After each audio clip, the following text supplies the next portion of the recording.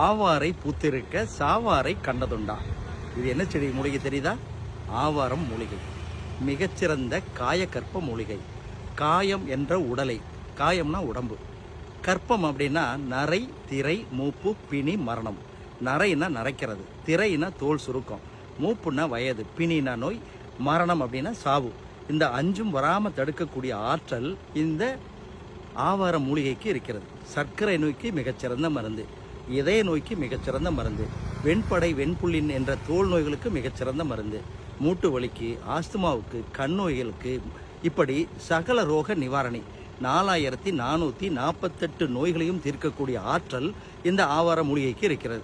மொத்த செடியுமே சமூலம் என்று சொல்வார்கள். வேறு, தண்டு, இலை, பூ, மகரந்தம், காய் அத்தனையுமே மருந்து.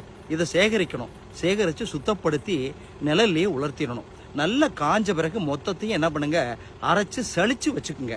ஒரு டப்பால போட்டு வச்சுக்கிட்டு தினசரி காலை மாலை 2 to 4 கிராம் எடுத்து சுடுதண்ணியில் அல்லது தேனை கலந்து தொடர்ந்து சாப்பிடலாம். தொடர்ந்து சாப்பிட்டா சர்க்கரை நோய் கட்டுப்படும், இதய நோய் கண்டிப்பாக வராது, தீரும், மூட்டு வலி தீரும், ஆஸ்துமா தீரும், கண் நோய் வராது. இப்படி ஒட்டுமொத்த உடலையும் பாதுகாக்கக்கூடிய அற்புதமான மூலிகை தான் ஆவார மூலிகை.